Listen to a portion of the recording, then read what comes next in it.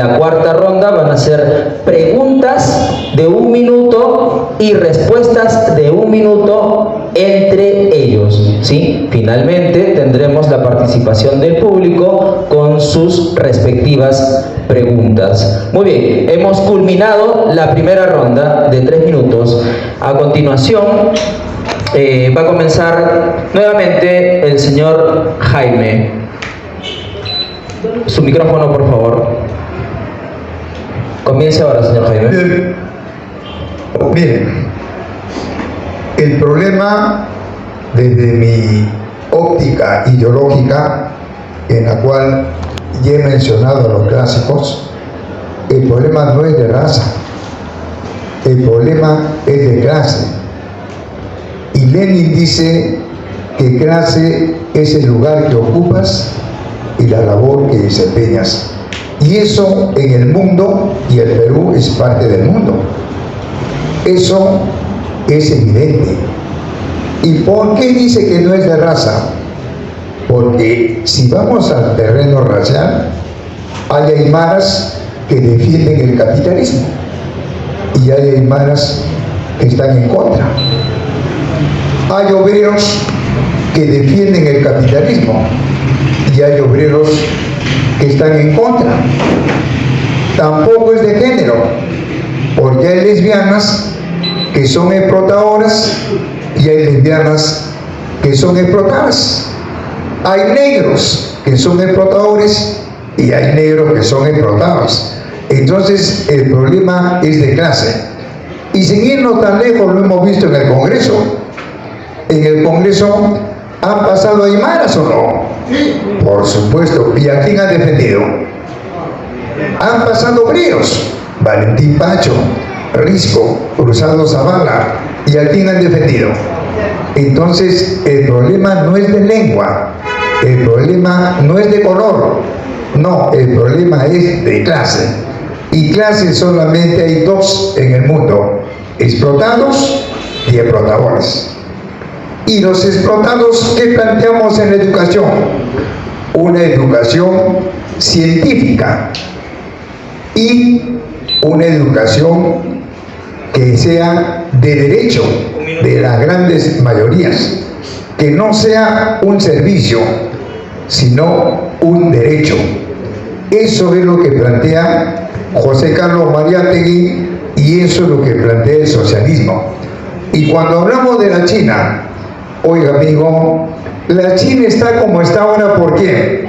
¿Por el capitalismo o por el comunismo? Porque si fuera por el capitalismo, ¿por qué el capitalismo antes de Mao no lo desarrolló? ¿Por qué esperó que Mao haga una revolución para ahora colocarse ellos? Fue Mao y le costó una guerra contra el capitalismo japonés y contra el estado de Chiang Kai-shek, el Kuomintang. 10 segundos. Entonces, amigo, fue Mao el que lo desarrolló en la China del 40 al 76. Y el 76, ¿qué tenía que hacer? Muchas gracias, señor Jaime. Bien, amigo. Luego, mis Muchas gracias. Les pediría, por favor, que controlen y midan su tiempo, ¿sí? Que gestionen su tiempo. Va a continuar el señor Carlos Amaru, tiene 3 minutos para exponer sus ideas. Bueno, en el caso del Perú, el problema sí es de razas, porque como he dicho al comienzo, somos un país invadido desde 1532. En ese caso sí es de razas. Por eso que nosotros primero queremos solucionar el problema de razas y luego, si es que hay, ¿no?, el problema de lucha de clases, ¿no? Pero como dice el compatriota Jaime, ¿no? Claro que si en el caso del Perú no hubiera sido invadido por Europa, de repente estuviéramos buscando el problema que fue la lucha de clases, ¿no? De pobre y de rico, como él siempre menciona. Pero en este caso podría yo decir que tenemos dos problemas, que es el problema racial, ¿no?, europeo, que se ha sobrepuesto sobre nosotros los cobrizos, ¿no?, desde hace 500 años, y que hay etnias, como tú has mencionado, la aymara, quechua, que quieren expulsar al invasor, ¿no?, que ha arrasado con su cultura, y posicionarse ellos otra vez. Es un problema de raza, por dominar un territorio, en este caso que es el Perú. El problema de lucha de clases, a lo que tú llamas pobres y ricos, al final el que es explotado, como tú mencionas, termina siendo explotador también, porque una vez que acumula riqueza y no, digamos, tiene una empresa, contrata empleados y los sigue explotando. Yo pienso, como dijo una persona por ahí, eso de la lucha de clases al final es una utopía, no quiero decir otra cosa, pero bueno, eso es lo que es. Como repito, ¿no? El que es explotado, al que tú llamas clase media, pobre, lo que fuese, ¿no? En estos tiempos termina siendo explotador, porque aún así que tenga una pequeña empresa o gran empresa, termina contratando empleados. O sea que esto de que la lucha de clases, el pobre y el rico, le quito al rico lo que tiene, bueno, pues ya son ideas. No quiero decir que han fracasado, ¿no? Porque bueno, pero más o menos por ahí, por ese camino va. ¿Quieres parar ahí? Claro. Tienes 50 segundos, ¿ya? A ver, continúa ahora el señor Wilber. Gracias. 3 minutos, por favor. Perfecto. ¿Puedes poner grande, por favor? Ya. Listo. Entonces decíamos, ¿es un tema de presupuesto? No. El pago de planilla explicado el 78%. En la actualidad ha aumentado prácticamente el pago de planilla. El tema de hoy estamos tocando educación. Se está yendo por otro lado. Soluciones para el Perú. Ahora necesitamos, ¿qué cosa? Prácticamente reducir. Porque se han aumentado los sueldos. Mira, ¿cuántos millones? ¿Correcto? Es la más alta. 21.081 millones. ¿Correcto? ¿Desde qué año? Desde el año 2011 hasta el 2024. Este es el actualizado reciente presupuesto de educación. Tú te puedes decir, oh, ese presupuesto es muchísimo, necesitamos más colegios. Es utópico plantear eso, porque ese dinero que usted dice, por más que le aumenten el 20 o el 100% en la educación, no va a llegar. ¿Por culpa de qué? De la corrupción que está metido en el Ministerio de Educación, en la DEL, en las 222 sujeres que lo va a desarrollar. Seguidamente, es un tema de gestión. ¿Se acuerdan de las galletas antianémicas del señor Julio Garay, mi hermano de Luchano? ¿Saben cuánto le quería pagar el Estado? 30 céntimos por cada galleta. Ni el precio de producción. A un propio hermano peruano le hacen lo mismo. ¿Problema del Estado? ¿Problema del sistema? Cuestiónense. ¿Es un problema de gestión solamente? No. Seguimos a la siguiente. Por favor, si me apoyan. Más abajo. Es un problema de la corrupción, del talento humano, como plantea Heriberto Chavenato en su investigación científica, porque estamos hablando de investigación científica, ¿correcto? Sí, porque el ser humano es inherente a la corrupción, sea de izquierda, sea de derecha, sea liberal, sea quien es al gobierno, que tenga una posición política, va a ser corrupto por naturaleza. Los máximos filósofos lo decían. Si fuera al revés, te equivocas. Mi pregunta es, ¿la educación hasta el día de hoy, con mayor presupuesto del año 2015 a la fecha, aumentándose al 78%, ha mejorado la educación? Nada. Nada. Entonces, si ustedes me dijeran, no, ya está loco, hubiera mejorado la educación, pues. Si estamos hablando de corrupción. Algunos dicen, no, solo hay que cambiar los gestores. Siguiente, por favor. Siguiente diapositiva, por favor. Entonces, la situación hace poquito. Don Simón, ¿se acuerda? Los perros que consumen básicamente ese tipo de conservas. De Caliwarma. ¿Quién lo reparte? El Estado, con el programa social Caliwarma. ¿Cuántos millones se ha tirado ahí? En las pruebas PISA. ¿Cómo estamos realmente? ¿Quiénes son prácticamente los estudiantes que tienen prácticamente peor rendimiento? Son los que no están bien alimentados. Alguien puede decir, ay, pero Wilber, hay que darles desayuno, almuerzo, cena en cada colegio. Suena idealista, pero en la realidad no se va a dar, entiéndanlo. Porque más adelante voy a explicar cómo está el sistema con manzanitas, ¿ya? Entonces, ahí está el presupuesto. ¿Cuánto gana cada ministerio? Mira cuántos millones se han tirado. Eso tenemos que reducir, ministerios, y eliminar la burocracia de estos parásitos. No estamos en contra de ustedes. Para que todo este dinero se inyecte, necesitamos reducir ministerios. ¿O quieren que se ganen más los ministerios? ¿Que ganen más? No, pues. Entonces, ¿qué tenemos que hacer? Siguiente por diapositiva, porque quiero aprovechar las imágenes. Con el mudito lo he puesto así. Tenemos el Ministerio de Educación, que está formado por la DRED, que son las direcciones regionales de Lima, que hay en todo el Perú más o menos 24 aprox. Y ojo, de eso no es estadística, mi fuente.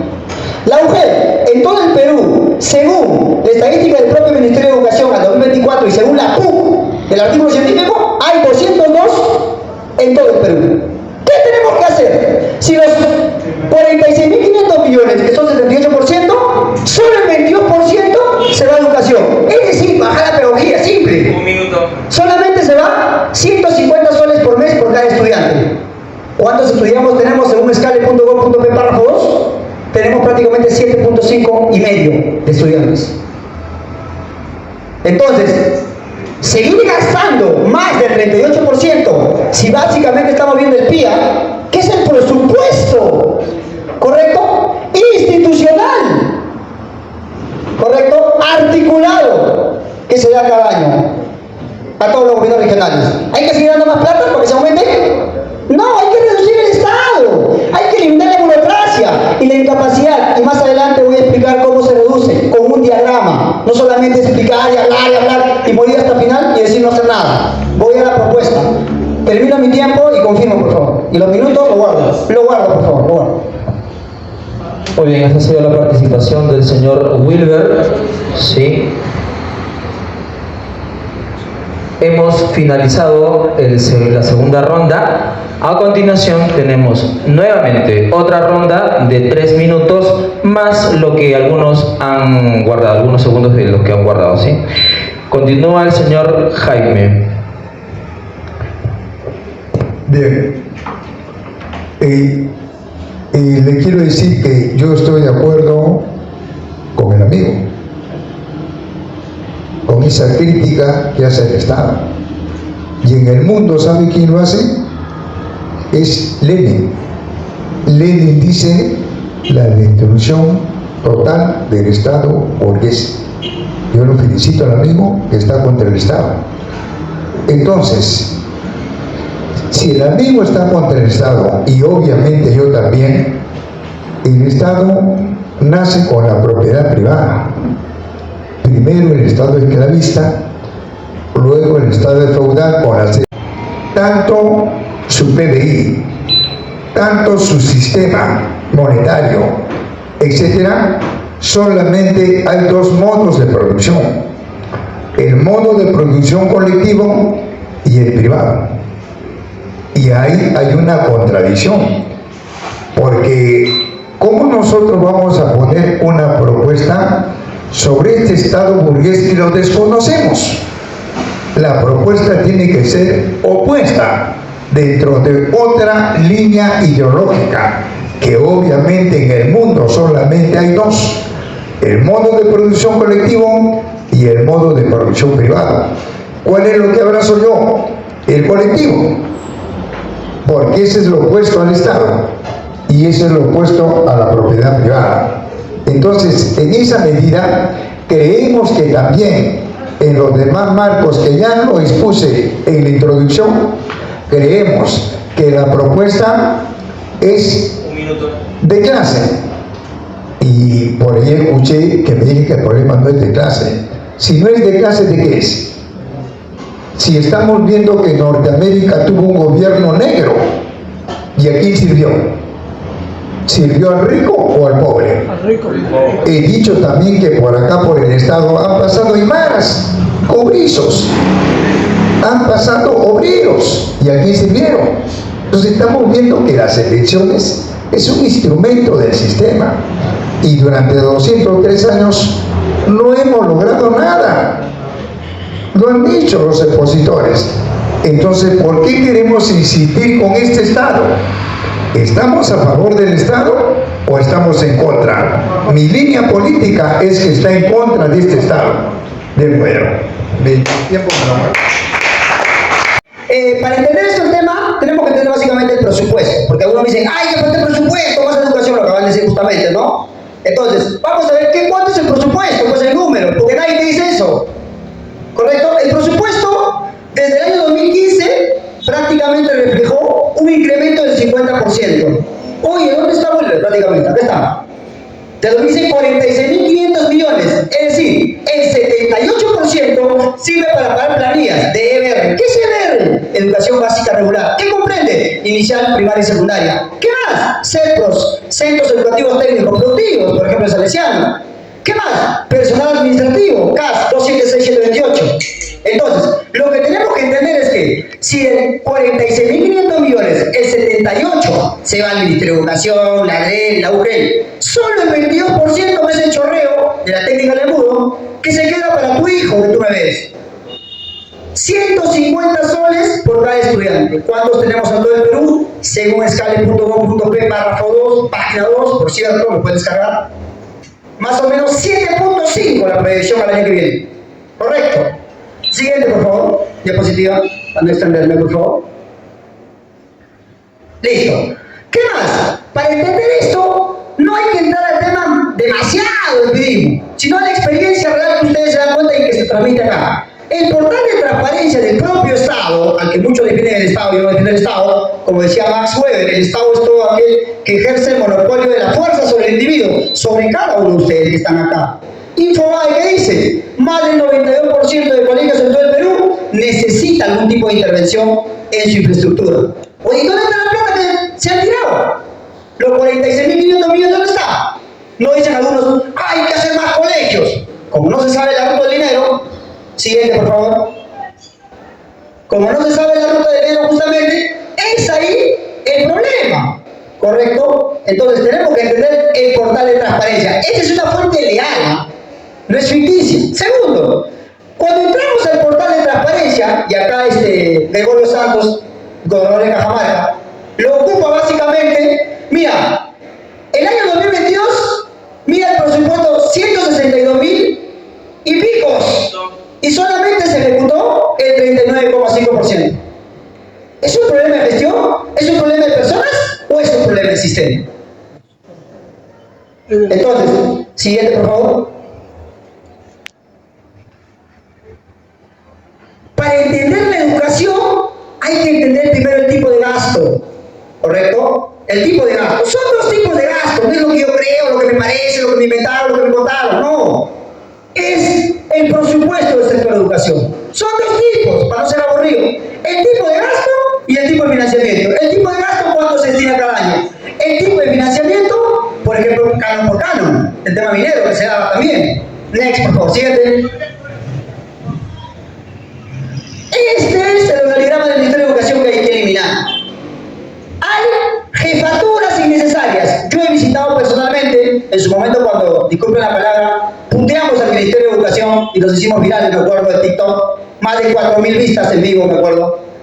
Tenemos muchas áreas y subáreas. ¿Saben cuántas son? Más de 55 generales y más de 170 subgenerales. Tenemos Ministerio de Educación, Cultura y Deporte, Gestión de Educación, Cultura Intercultural, Gestión de Educación, Cultura Intercultural de Quechos, Gestión Intercultural de Indígenas, de Aymaras. Nos han metido el cuento, para terminar, por favor, que con mayor educación, que cuando hablemos más de Muy cultura... bien, señor Wilber, ha terminado su participación. Ya les he dicho, repito de nuevo, gestionen mejor su tiempo. Yo les estoy dando la facilidad para que puedan tomar los segundos que les faltó en su ronda anterior, ¿sí? Gestionen un poco más. Yo les voy a avisar 1 minuto y 10 segundos antes de terminar cada una de las intervenciones. Muy bien. Hemos decidido por interno que vamos a extender este debate a 2 rondas adicionales más. ¿Por qué? Porque ya hemos terminado la tercera ronda. ¿Sí? ¿Les parece de acuerdo? ¿Les parece bien? Muy bien. Va a comenzar de nuevo el señor Jaime. Tiene 3 minutos, por favor. Miren, señores, ¿quién graba el presupuesto de la educación? Es el Estado a través de la cartera. Si nosotros hacemos una crítica al presupuesto, tenemos que criticar al Estado. El Estado es un ente político que está por encima de lo técnico. Lo técnico no está por encima del Estado, es el sector político. ¿Y quién es el sector político del Estado que ha gobernado los 203 años? La gran burguesía, los grupos de poder. Y ellos han puesto todas las carteras y al Estado al servicio de la propiedad privada, al servicio del gran capital, al servicio de intereses foráneos. Es un mercado, la educación. Entonces, pero todo eso está sometido a leyes, que es la Carta Magna. Y la Carta Magna no ha cambiado. Tú puedes quitar o dar más a los profesores, va a seguir lo mismo, porque la Constitución así te lo acredita. Por eso es que ellos no quieren cambiar la Carta Magna y no la van a cambiar. Ahora bien, cuando hablo de Estado, no sé, escuché por ahí, creo, a un compañero, que el Estado siempre existió. Oiga, amigo, el Estado nunca existió 100.000 años. Solamente el Estado tiene algo de más de 6.000 años, nada más. El Estado esclavista, feudalista y ahora el Estado burgués. ¿Y cómo estamos desde que surgió el Estado? ¿Bien o mal? Antes no. Antes el hombre explotaba la naturaleza, no el hombre. A eso Marx lo llama una sociedad comunista, donde no existe la explotación del hombre por el hombre, que duró 100.000 años. Ahora, en la actualidad, ya no hay una sociedad capitalista ni comunista. No hay en ningún país. ¿Qué país es capitalista? No hay. Lo que se ha desarrollado son intereses de grupos de poder, pero la sociedad no se ha desarrollado. Por eso nosotros decimos que en el mundo y en cada país hay dos clases sociales, el comunismo y el capitalismo. ¿Qué plantea el comunismo en economía? La economía colectiva planificada. ¿Qué plantea el capitalismo? Plantea la propiedad privada sobre los medios de producción, no es sobre tu casa, no es sobre tu tienda, no, sobre los medios de producción. Yo estoy con la segunda, con la negación. 10 segundos. Dos filosofías, idealismo y materialismo. Yo estoy con el materialismo y dos clases sociales. Obviamente que yo estoy con las mayorías. Muchas gracias, señor Jaime. Muchas gracias por su participación. Sí, le damos el pase al señor Carlos Amado. Por favor, tienes 3 minutos. Bueno, como repito, el problema no es tanto a lo que los compatriotas llaman Estado o gobierno. El problema es, claro, es la administración dentro de los gobiernos, dentro del Estado en realidad, ¿no? Que se puede solucionar, claro. Ahora, como el compatriota liberal dice, no, hay que reducir el Estado. O otros compañeros como él, hay que desaparecerlo, dicen, ¿no? Y el compatriota Jaime no quiere que haya propiedad privada, no quiere que haya Estado y que todo sea de manera colectiva, ¿no? Eso es algo que se ha intentado hacer en el mundo, pero no se ha podido, ¿no? El hombre en sí es ambicioso, ¿no? Nunca, lo vemos acá en el Perú, lo vemos en el mundo, ¿no? El ser humano que tiene algo siempre va a querer poseer más o va a querer amasar riqueza. Eso es por naturaleza, ¿no? Pero esta idea trasnochada de que no hay que tener todo por igual, en la vida va a suceder eso, pues, ¿no? Por ejemplo, ¿no? Es claro, a inicio de la humanidad, podríamos decir, ¿no? Antes que se extingan los dinosaurios y demás animales que se han encontrado restos óseos como los mamuts, dientes de sable, claro que el hombre era colectivo, ¿no? El hombre vivía así, pero justamente nacen o aparecen jerarquías, por lo que yo te digo, el hombre es ambicioso, el ser humano siempre no va a querer tener igualdad sobre el otro, ¿no? Segundo, el problema administrativo del Estado se puede resolver a través de las leyes judiciales, ¿no? Ajusticiando a un par de autoridades, o si es posible, a todas las autoridades que manejan mal el Estado. De esta forma se puede solucionar el Estado. Yo no entiendo por qué hay personas ya de la tercera edad, francamente, que siguen pensando en que el problema es la lucha de clases, ¿no? En la lucha de clases, viejo, como te he repetido, si tú te consideras explotado por ser empleado en estos momentos, ¿no? Claro, no eres esclavo, ¿no? Porque el esclavismo se acabó ya, ¿no? Si eres explotado y a futuro amasas riqueza, a lo que pueda decir dinero, ¿no? Vas a también ser explotador entonces, porque si vas a tener una pequeña empresa o gran empresa, vas a tener que contratar empleados. Entonces, ¿qué? ¿No? Entonces yo veo que esto de la lucha de clases, que hay que quitarle al rico, porque escucho muchas personas que hablan así en la Plaza San Martín, en TikTok y en otros medios, ¿no? Y todo lo llevan al lado del comunismo, el socialismo. Yo creo que ya en el caso de nuestro país, desde Perú, esas ideas ya deberíamos de desterrarlas, ¿no? Más bien hay que pensar en el etnonacionalismo. Como repito, el etnonacionalismo apuesta, ¿sí? Puede ser por lo privado, ¿no?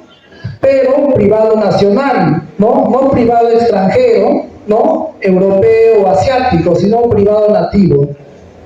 Que el Estado controle los recursos de nuestro país, claro que también. Y hay personas que se ríen, ¿no? Pero no sé por qué suenan en algo que nunca va a suceder, hombre. O sea, siguen pensando que, y me da risa porque escucho una señora en las marchas la otra vez que decía, ¿no? Esto es una lucha entre el que lo tiene todo y el que no tiene nada. O sea, la señora se consideraba pobre, no se será indigente. Después que esa señora tiene un trabajo, a lo menos tiene una casa, ¿no?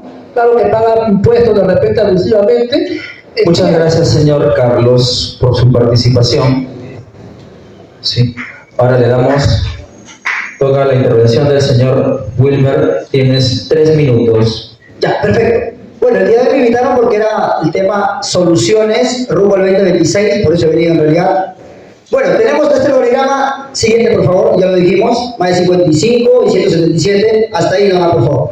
Este es el gráfico para ustedes enseñar un poquito el sistema educativo, cómo está legalmente hablando, ¿correcto? Tenemos al Ministerio de Educación, que tiene 46.500 millones. Luego los manda la DRE, que todo el Perú más o menos como 24, ¿correcto? Luego las direcciones regionales educativas lo mandan a las 222 mujeres que hay en todo el Perú. Luego las mujeres lo mandan recién a la institución educativa. Todo lo que nosotros decimos finalmente que es educación integral para todos, calidad para todos, y no hay calidad. Vayamos finalmente a la estadística. Singapur, primer lugar en la prueba PISA, ¿correcto? En Perú, finalmente el puesto 58, ¿cuál es el promedio? 402, la puntuación. ¿En qué se mide? Matemática, ciencia y lectura. Estamos hablando de educación. ¿Hacia qué país? ¿Cuál es la visión que aspiramos? ¿Y qué reforma queremos hacer rumbo al 2026? Yo al menos voy a ver esa reforma, porque estoy dentro del sistema. Algunos dicen, ¿cuándo lo voy a ver? Cuando tú ingreses al sistema. Cuando más allá de las diferencias, tengamos que entender que para hacer las reformas o las propuestas que uno tiene, lo tiene que hacer posible desde la política y no pateando el tablero. Siguiente, por favor. Este es el organigrama que te lo voy a explicar. Espero ser rápido. Tenemos la ley número 31224, que ha sido modificada desde 1990 más o menos como 10 veces, ¿correcto? Que es del Ministerio de Educación. El Ministerio de Educación tiene 405.000 trabajadores de EBR, centros. EBR es Educación Básica Regular, centros educativos técnicos productivos, administrativos CAD 276-128. Para entender la educación hay que entender la Agenda 2030, que son más de 15 objetivos estratégicos. Hay que entender el plan o el CPLAN, que es el Centro de Planificación al 2050, ¿correcto? Luego de eso, ellos articulan todo el monopolio de la fuerza y te engañan a ti diciéndote que te vamos a mejorar tu calidad educativa, cuando la educación, ahorita, estamos casi en los últimos lugares. Luego la DRE dice que supervisan y evalúan institutos y universidades. Tenemos a la SUNEDU, ahí tenemos las universidades privadas abiertas básicamente, y luego el legislativo votan al revés. Eso tiene que eliminarse. Las mujeres, tenemos a GEBE. A GEBE se da básicamente planificación, ejecución coordinada para instituciones públicas privadas. CEDE, Centros Educativos Básico Especial. Tenemos también el área de las GESE, que es el auge cuando dicen algunos en más de 4 años, pero tenemos más los colegios privados. Sí, pues porque esta área de las GESE, básicamente este parásito que está acá, ¿correcto? Abre esos colegios. Por eso hay que reducir y eliminar esta jerarquía. Muchas gracias, señor Wilber. Hemos terminado la 4ª ronda. Ahora Muy bien. Ahora vamos a culminar ya el debate con la última ronda adicional que le hemos otorgado a todos los ponentes. Cada uno tiene 3 minutos para hacer sus ideas. Recordarles que el tema, céntrense por favor en el tema del debate, las propuestas, ¿sí? rumbo al Perú 2026, ¿sí? Céntrense en eso. Muy bien. Continúa el señor Jaime, por favor. Miren, amigos, la educación en el mundo la maneja un órgano de las Naciones Unidas, es la UNESCO, un órgano del gran capital, un órgano de este modo de producción privado. Entonces, ahora he escuchado decir, no hay que patear el tablero.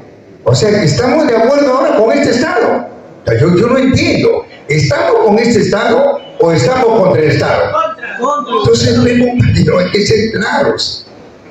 Y por último, amigo, yo para regular o para cambiar la educación, que obviamente estoy escuchando no están de acuerdo, tenemos que hacerlo con un sistema económico, si no estamos perdiendo el tiempo. Yo planteo el modo de producción colectivo, que no es igualdad. Oiga, ¿quién habla en la historia universal de igualdad y fraternidad? ¿El capitalismo o el comunismo? Hay que documentarlos, amigos. No habla de la Revolución Francesa, igualdad y fraternidad, en términos de filosofía y en términos de sociología, políticos. Entonces, amigo, hay que estar un poco leídos. Para hacer una crítica al marxismo, hay que leer marxismo, para no caer en contradicciones. Entonces, al 2026, el marxismo no plantea el 2026. Al 2026 plantean los que están de acuerdo con las elecciones, los que están de acuerdo con el Estado, los que están de acuerdo con este orden social, con este sistema. Y el problema no es muy de coyuntura, el problema es de estructura, el problema no es de forma, el problema es de fondo, es socioeconómico. ¿Estamos, amigos? Bien, mi término para después.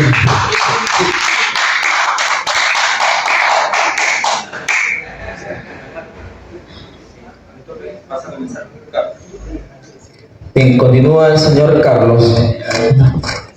Bueno, como he mencionado al inicio, el problema para el etnonacionalismo es de administración, ¿no? Bueno, yo sí estoy de acuerdo contigo. ¿Qué planteamos de acá 2026, ¿no? Que ya se vienen las elecciones? Y sea como sea, tiene que el etnonacionalismo tomar el poder, ¿no? Entonces, una vez tomando el poder vía elecciones, porque ahora esa es la aspiración de los etnonacionalistas, ¿no? Porque ya por la otra vía han fracasado. La realidad es que se ha fracasado, igual que otros partidos subversivos o movimientos subversivos en la lucha armada han fracasado, ¿no? Entonces, en este caso, se quieren ajustar a las reglas los etnonacionalistas, participar en este juego tramposo, ¿no? Y como sea ganarlo, y una vez ganarlo, ¿no? Tomar el poder, en este caso que es el Estado, el gobierno, y desde ahí empezar una buena administración, ¿no? Y esa buena administración empieza, ¿no? Por hacer nuevos contratos, ¿no? Cambiar las leyes judiciales en este caso, y la Carta Magna o leyes de leyes, la Constitución también. Y no solamente tomar el Estado, bueno, el Estado en general, copar las tres instituciones militares, ¿no? Los ministerios, prácticamente tener todo, ¿no? Los órganos o digamos instituciones que manejan el país en el poder del etnonacionalismo y desde ahí dirigir el país.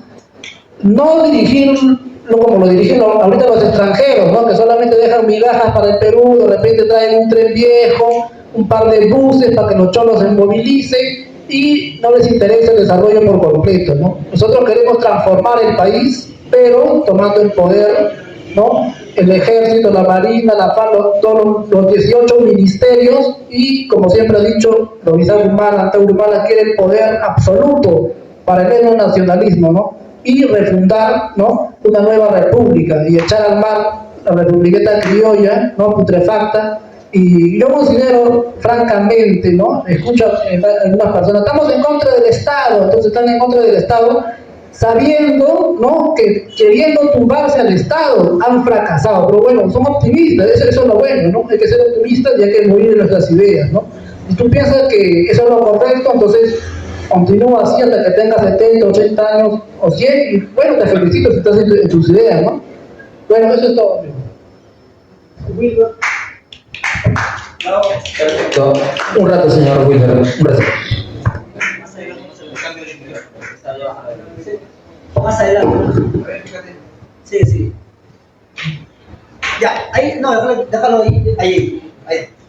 Muy bien, tienes 3 minutos. Adelante, por favor. Sí, listo. ¿Qué planteamos nosotros? Ya hemos ubicado y detectado el problema, ¿correcto? Tenemos que aplicar de 1960 la propuesta del sistema de voucher de Milton Friedman, ¿correcto? Tenemos que decirlo así. Se corta, ¿no? Se corta la... ¿Correcto? ¿Tenemos? Por favor. Está creo... Ya.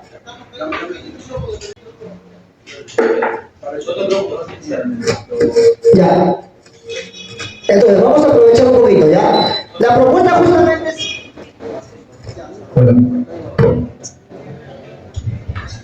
Ya, la propuesta básicamente es subsidiar a la demanda. ¿Eso qué quiere decir? Entregar el dinero a los padres y no a la oferta actual. Cuando alguien dice, me van a dar la plata y me va a gastar para tomar, para fumar, no, es un voucher, ¿correcto? Que ha funcionado en los países nórdicos. La investigación científica, bajo basado en pruebas de pares, lo tenemos. ¿Y por qué hay que aplicar el sistema de voucher? Las pruebas PISA lo dicen. ¿Quieres ocupar los mejores puestos? Los colegios privados. Aquí está. ¿Por qué hay que aplicar voucher? La calidad educativa. Aquí está. Prueba B. ¿Qué dice? El cuarto lugar lo ocupan San Marcos. Los 3 primeros, básicamente, lo ocupan los privados. Este es el Estado. No es relax. No es presa basura. A los que defienden a algunos. ¿Ya? Entonces, siguiente, por favor. Entonces, ya hemos detectado los problemas actuales y aquí está el artículo científico en prueba de pares, donde ustedes pueden ver dónde aplicó, cuál fue la conclusión basado en pares. ¿Pares qué significa? En múltiples investigaciones, población, muestra, estadística, etc. Siguiente, por favor. Acá tenemos, por ejemplo, a Suecia, ¿correcto? Suecia es uno de los ejemplos en el sistema de voucher. Prácticamente el 99%, ¿correcto? Es con voucher. Solo el 1% de los colegios privados de Suecia están financiados finalmente por privados. Pero prácticamente todo es voucher. ¿Qué ocupa? En el puesto 21 ocupa Suecia en las pruebas PISA. Siguiente, por favor. Entonces, ¿qué planteamos? Ya sabemos el asunto del dinero. Esta es nuestra propuesta. Directamente en el MEF vamos a inyectar dinero ¿hacia dónde? Hacia los colegios. Ahí está con gráfico, explicaba. Para mejorar la infraestructura. ¿Cuántos son? 55.358. ¿Cuánto representan? El 22% de colegios. Para mejorar el desayuno y el almuerzo. ¿Cuánto tenemos de línea? 42%. Para mejorar la capacitación de docentes. ¿Cuántas capacitaciones? 100.000 ha sido este año. Y para mejorar los sueldos de los maestros. Para entender eso, hay que entender todo. ¿Me puede dar 2 minutos, por favor? Por favor. Ya, uno, perfecto. Entonces, para entender esto, hay que entender que vamos a usar una API. Porque ahí dice, ¿cómo van a poder decir con la inteligencia artificial? Ya existe la tecnología para hacerlo. Solo es traerlo y aplicarlo. Para eso el proyecto liberal de las 5 reformas. Tenemos la propuesta clara de cómo se va a hacer y cómo se tiene que reformar la educación. No queremos más ministerios, queremos eliminarlos, queremos hacer una secretaría, reformar la ley número 31/2024, ya está detectado el problema, te lo acabo de decir. Y todo lo que hoy funciona como sistemas integrados, como CIAGIE, como el CISOF, como el CIMON, etcétera, todo va a ser reemplazado por la plataforma. Siguiente, por favor. Siguiente. Este es el flujograma. Para que vean que nadie te vende cuentos. El flujograma, mediante la API, es tener un órgano adscrito al MEF, ya no un Ministerio de Educación, que los 46.500 millones vaya directamente con el sistema a la ejecución de infraestructura, mejores desayunos, mejor almuerzo, directo, sin burocracia, para que no se roben la plata. Acuérdate, de los 46.500 millones, solo el 22% se queda para ti, para tu hijo, para tu descendencia. Que no te vendan el cuento que te digan, vamos a mejorar con más presupuesto. Falso. Hasta el día de hoy estamos aún peor. 92% de colegios no han mejorado la infraestructura. Infobae al 2023. Este año el 75% no estaba apto para abrir. Lo dice el propio Ministerio de Educación y todas las fuentes que lo pueden investigar. Muchas gracias, señor Wilber, por su participación.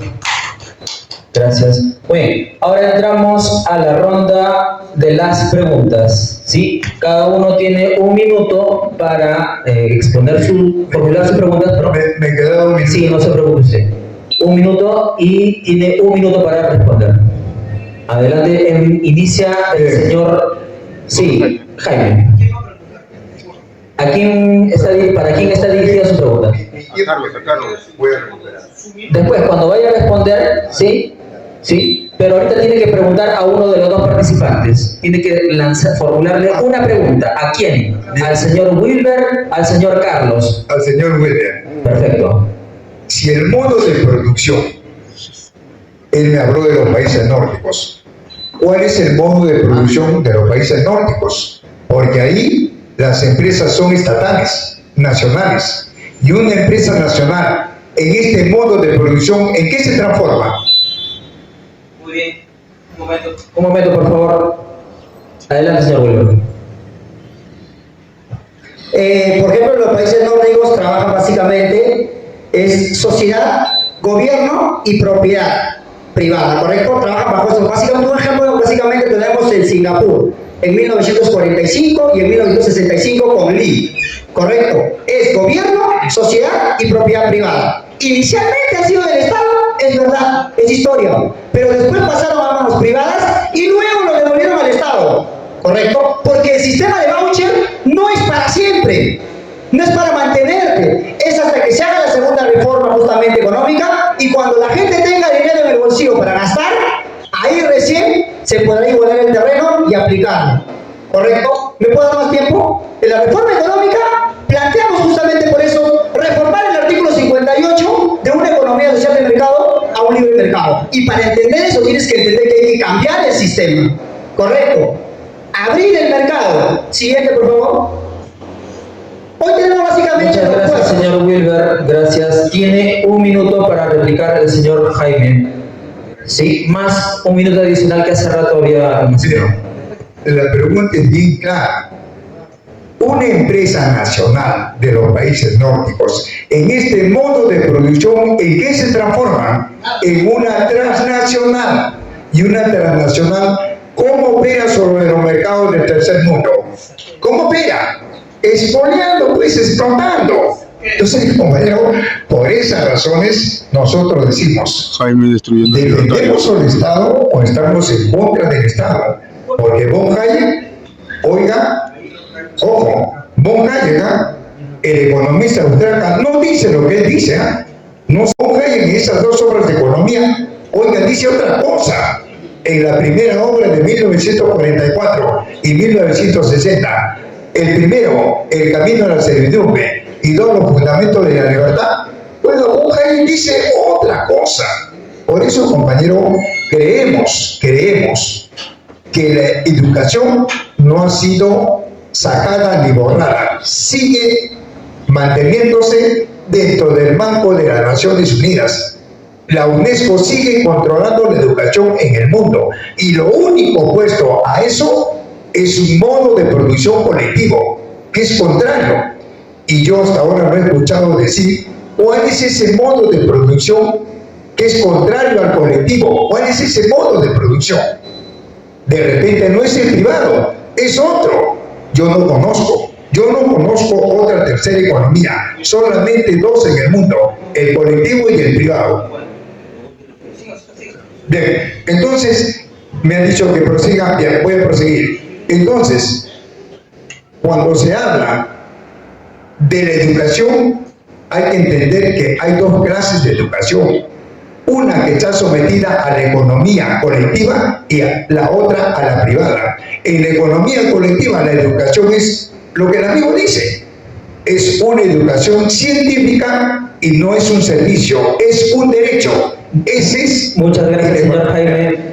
Hasta ahí su participación. Ahora tiene la oportunidad de poder formularle una pregunta al señor Carlos Amaru. Bien, el señor Igual. Carlos habla de nacional y de nacionalismo. Yo le pregunto, ¿quién planteó lo nacional? ¿Quién dividió a los países para enfrentarlo? El capitalismo. Y la pregunta es esta: ¿nacional es opuesto al nacionalismo? ¿Qué es nacionalismo para el señor? ¿Y qué es el ismo? Y ojo, eso no se funda acá. Bueno, nacionalismo para nosotros es la protección de nuestros recursos naturales, ¿no? Y de todo, bueno, y de todo lo que es, digamos, en este caso, cultura en un territorio determinado, ¿no? Y la protección de todo eso a nosotros es nacionalismo, ¿no? Con respecto a tu pregunta, ¿qué es el ismo? Si es que lo estás llevando al lado del nazismo o al nacionalsocialismo del señor Adolf Hitler, ¿no? Que desató la tercera guerra, la segunda o tercera guerra mundial, si no me equivoco. Nosotros, los nacionalistas, no somos copia y pega de Hitler, ¿no? Reivindicamos, sí, la consigna de Manco Inca o el pensamiento que tenía Manco Inca de expulsar a Pizarro una vez traicionado. Desde ahí partimos nosotros. No partimos del nacionalsocialismo, tampoco queremos hacer lo que hizo Hitler, ¿no? Que veía a los judíos como su problema y los llevó a un campo de exterminio. Muchas gracias, señor Carlos. Muy bien. Ahora, usted, ¿a quién quiere formularle una pregunta primero? A Jaime. A Jaime. Muy bien. Adelante. Sí. Yo quiero preguntarle a Jaime cómo aplicaría el modo colectivo, como él ha dicho, en el Perú actual, en estos momentos, en plena tecnología. ¿Cómo lo desarrollaría lo que él propone, ¿no? Que es un modo de producción colectivo? ¿Cómo empezaría? Quiero que me explique en un resumen. Bueno. Muy bien, señor Jaime, tiene un minuto, sea breve, por favor. El modo de producción colectivo no se aplica. Existió desde que la contradicción de la humanidad era en la naturaleza. La primera sociedad que duró 100.000 años fue colectiva, y desde ahí que se fracturó en dos clases, sigue existiendo como clase. Tampoco hay un país capitalista, lo que hay es una clase capitalista. Por lo tanto, en el mundo entero hay dos clases. Hay la colectiva y la privada. La colectiva que lucha por no quitar, por recuperar lo que le quitó un grupo de hombres capitalistas. Por lo tanto, el motor de la historia es la lucha de clases. ¿Me dejo entender? Afirmación y negación. ¿Dónde se ubica el nacionalismo? ¿Dónde? ¿En la afirmación o en la negación? Y si es una tercera posición, que me diga el amigo, ¿cuál es esa tercera posición? Que la economía no es colectiva ni privada. Muchas gracias, Jaime. Muy bien. Ahora tienes un minuto para Réplica de lo que él ha dicho. Bueno, yo le pregunté a Jaime, ¿no? Bueno, él no sé qué lo habrá entendido.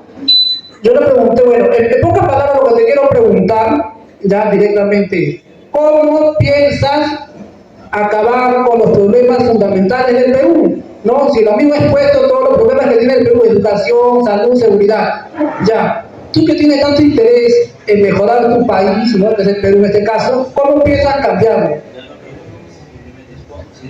Ya, bueno.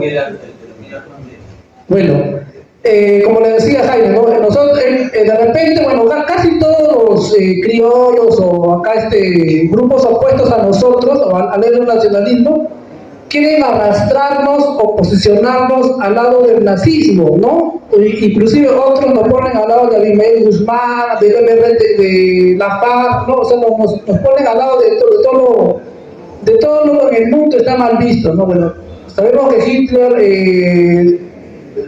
era bueno, otros dicen que estaba mal del coco, y hizo lo que hizo, provocó una guerra a varios países, y al final terminó con Alemania todo destruida, ¿no? Casi al final inclusive él se suicida. Nosotros no tenemos en Hitler una admiración, no hemos copiado nada de Hitler. Nosotros... Muy bien, Carlos, hasta ahí tu réplica. Muchas gracias. Ahora